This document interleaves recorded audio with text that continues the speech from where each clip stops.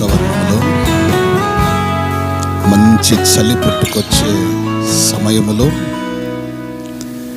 వేడి ఎండ ఉప్పొంగుతున్న వేళలో ప్రభు అయిన యేసుక్రీస్తు నామమున తండ్రి అయిన దేవునికి కృతజ్ఞతాస్తుతులు చెల్లించుచు చేరి వచ్చిన మీ అందరికీ పూర్ణ హృదయముతో వందనాలండి. అందరూ బాగున్నారు కదా? ఇప్పుడు దేవుని వాక్యములోనికి మిమ్మల్ని ఆహ్వానిస్తూ ఉన్నాను. ఆదికాండము 26వ అధ్యాయము 19 నుండి మనము చదువుకుందాం. మరియు ఇస్సాకు దాసులు ఆ లోయలో త్రవ్వగా జలలు గల నీళ్ల బావి దొరికెను.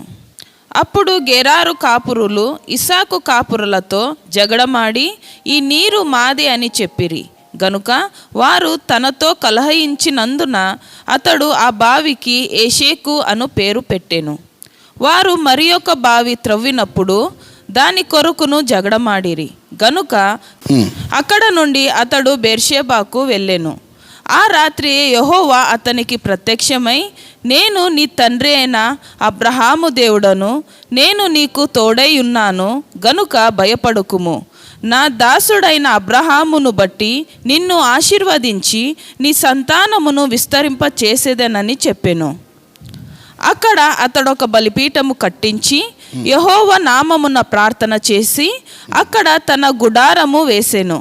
అప్పుడు ఇస్సాకు దాసులు అక్కడ బావి త్రవ్విరి. చాలండి. దేవునికి మహిమ కలుగునగాక.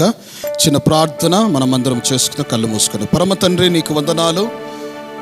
చదివిన వేద భాగమును నీ చేతులకు అప్పజెప్తూ ఉన్నాం. పవిత్రపరిచి మమ్ములను నీ పరిశుద్ధమైన సమయములో, నీ ఆవరణములో నీ వాక్యములను వింటూ సరిచేసుకుంటూ దీవించబడుతూ మమ్మల్ని ముందుకు నడిపించండి. చెప్పువాడివి నీవే, మమ్మల్ని మరుగు చేసి నీవే కనపడి నీవే బోధించి నీ పరిశుద్ధాత్మ ద్వారాగా నీవే మాట్లాడి మా హృదయములో నీ వాక్యములు స్థిరపరిచి ఆ వాక్యమందు మేము నిలబడి నడుచున్నట్లు నీ బలము శక్తి మాకందరికీ కలుగునుగాకని ఇక్కడ చేరి వచ్చిన వింటున్న ప్రతి ఒక్కరిని నీ చేతులకు అప్పచెప్తూ ప్రభువు అయిన యేసుక్రీస్తు నామమున ప్రార్థించుచు ఉన్నాము తండ్రి, ఆమేన్. అందరూ చప్పట్లతో దేవుని గణపరచుదామండి. ఆమేన్, హల్లెలూయా. కొన్ని విషయాలండి మన జీవితాలలో మనము ప్రయత్నము చేస్తూనే ఉంటాము. అటువంటి పరిస్థితులలో నా జీవితము కానీ ఈ అనుభవం నుండి అంటే ప్రయాణించినట్లు చూస్తూ ఉన్నా. నా జీవితంలో ప్రయత్నాలు అనేది చేస్తూనే ఉన్నాను. దేవుడు మనకు జ్ఞానం ఇచ్చాడు, బలం ఇచ్చాడు, శక్తిని ఇచ్చాడు. ముఖ్యంగా ఆయన రక్షణను మనకిచ్చాడు. ఆయన మనలను పాపముల నుండి విడిపించి తన రక్తమును కార్చి మనల్ని విమోచించి తన ప్రియులుగా మార్చాడు, పరలోక రాజ్య వారసులుగా చేశాడు. ఉపమానాలను మనం గమనిస్తే దేవుని ఉపమానాలలో ప్రయాసముతో ప్రయత్నించండి అనేదే మనం చూస్తూ ఉంటాం. చక్కటి ఉపమానాలండి. తలాంతుల దగ్గర మనం చూస్తే ఒకరికి కొన్ని ఇచ్చాడు, ఒకరికి కొన్ని ఇచ్చాడు, ఇంకొకరికి ఒకటిచ్చాడు. చెయ్యని వాడు తలాంతులను అర్థము చేసుకుని వాడు పాతి పెట్టి మరలా తీసి ఒకటే పట్టుకున్నాడు. మరి యజమానుడికి కోపం వచ్చిందా లేదా? కోపమే. 2-3 తీసుకున్నవాడు 6 చేసుకున్నాడు, 6 తీసుకున్నవాడు 12 చేసుకున్నాడు. అంటే దేవుని రాజ్యములో ఉన్న బిడ్డల యొక్క జ్ఞానాన్ని దేవుడు పరిశీలిస్తూ ఉన్నాడు. ఈ టెస్టింగ్ యువర్ నాలెడ్జ్. ఎఫెసీయులు రాసిన పత్రికలో మనం పదే చదువుతూ ఉంటాం, అజ్ఞానుల వలె కాక. ఎలాగుండమన్నాడు? జ్ఞానవంతులుగా ఉండమన్నాడు. చెప్తారా ఆమేన్? మనం పుట్టాము, పెరుగుతూ ఉన్నాము, తల్లిదండ్రుల మధ్య ఉంటాము, ఎదుగుతూ ఉంటాము, యవనస్తులు అవుతాము, తర్వాత మాట వింటామో వినమో, ముందుకు వెళుతూ సాగుతూ ఉంటాము. అయితే అన్ని కోణాలలో నీకు తోడై ఉండేది యేసుక్రీస్తు మాత్రమే. ఆ యేసు నిన్ను గైడ్ చేయగలడు, అంటే నడిపించగలడు, బోధించగలడు, జ్ఞానమునివ్వగలడు, నిన్ను నడిపించగలడు. ఆ యేసు యందే నీ హృదయం ఆనుకొని ఉండాలి. ఈ బైబిల్ అంతటిలో సొలొమోను ఒక వాక్యం, ఒక ప్రార్థన చేస్తాడు. ఏందయ్యా సొలొమోను, ఏం అడగలేదా, ఏం వద్దా అని అంటాడు. కదా. ఈరోజు రెండు కోణాల విశ్వాసులను చూస్తాం. అన్ని స్వార్థంగా అడిగే వాళ్ళే ఉంటారు. మనమందరం అదే హృదయం కదా. మనుషుని హృదయం అలాగుంటుంది. రాజులందరూ అడుగుచూ ఉన్నది ఒక పద్ధతి అయితే, ఒక రాజు పుట్టాడండి దావీదుకి. సొలొమోన్ అని పేరు పెట్టారు అతనికి, ప్రతిష్ఠించారు. చాలా చక్కగా తల్లిదండ్రులు కలిసి పేరు పెట్టారు. ఒక మంచి స్థానానికి వచ్చిన తర్వాత మంచి యవనస్తుడు ప్రభు మందిరములో వెళ్ళి ప్రార్థించాడు. ప్రభు సన్నిధిలో వెళ్ళి ప్రార్థించాడు. ఈరోజు ప్రార్థన అనే ఈ పరిచయము మనకు తక్కువైపోతూ ఉంది గృహాలలో. ప్రార్థనని అనుబంధము చాలామంది జీవితాలలో కనబడకుండా మాయమైపోతూ ఉంది. ప్రార్థనని అనుబంధంలో ఉన్నవారిని దేవుడు దర్శిస్తూ ఉంటాడండి. దేవుని స్వరము వినబడుతూ ఉంటుందండి. దేవుడు చెయ్యి పట్టుకొని ఉంటాడు. ఎందుకంటే నీ ప్రార్థన వలన దేవునితో నీ సంబంధము ప్రార్థనలో గొప్పగా ఉంటే నేను గొప్ప వ్యక్తిగా దేవుడు నిలబెట్టాలనుకుంటాడు. గొప్ప ఆలోచనలు, గొప్ప విధానము, నీ పని, నీ తేరు సమస్తము ఒక గొప్పగా వింతగా కనబడినట్లుగా దేవుడు ఆలోచిస్తూ ఇష్టపడుతూ ఉంటాడు.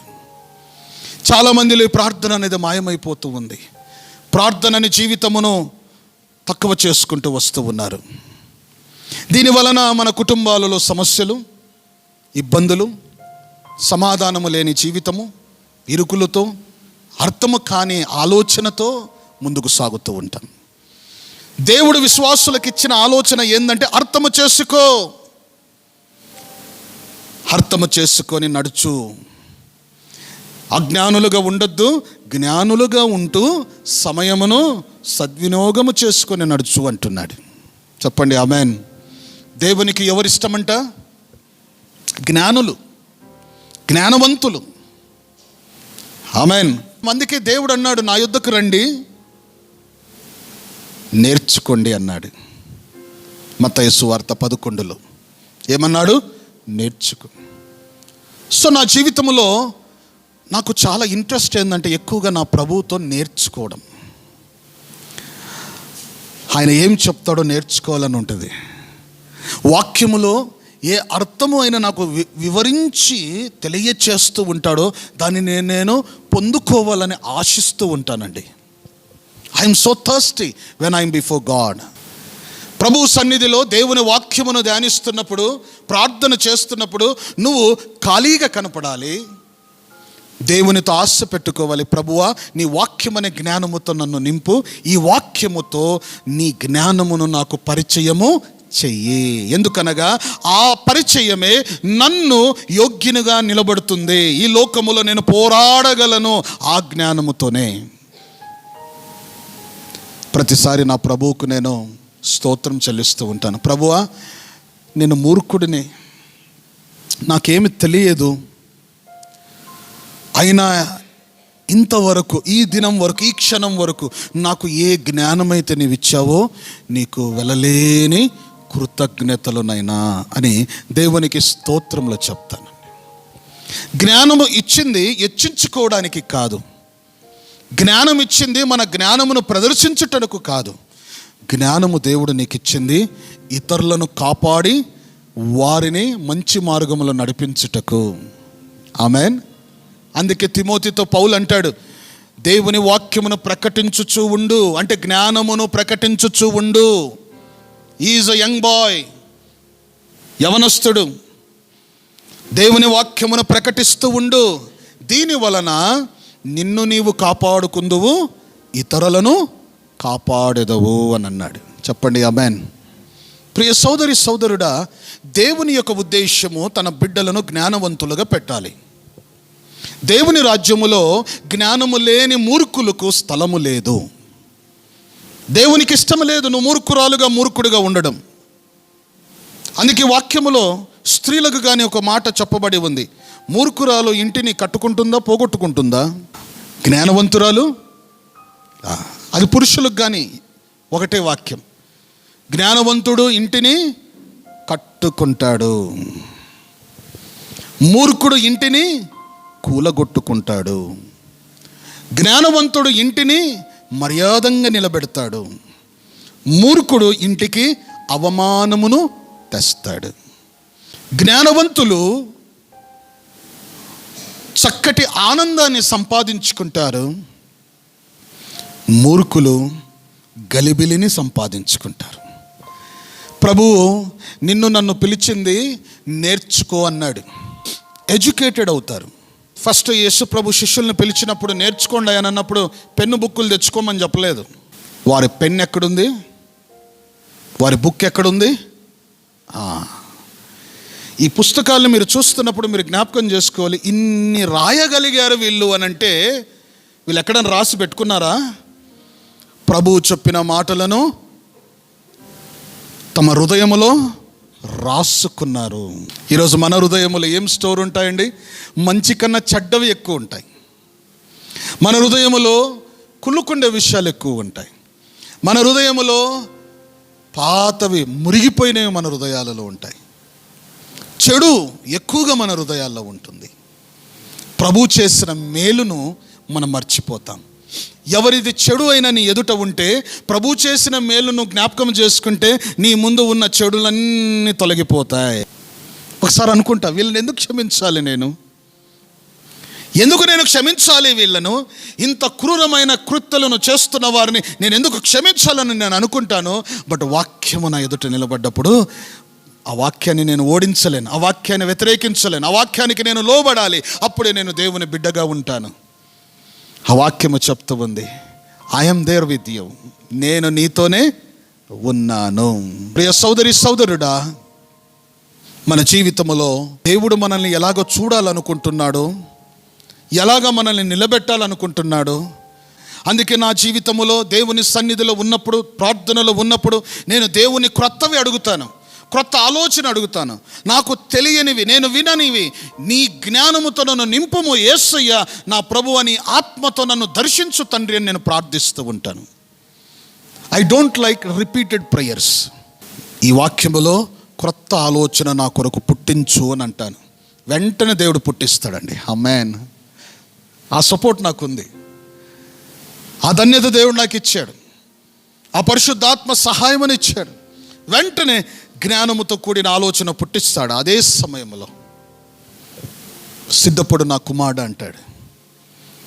ఇలాగ దేవుడు మనల్ని నడిపిస్తున్నప్పుడు మనము జ్ఞానవంతులుగా ఈ లోకములో నడవాలి. అజ్ఞానతనం అనేది మనకు పనికిరాదు, మూర్ఖతనము పనికిరాదు.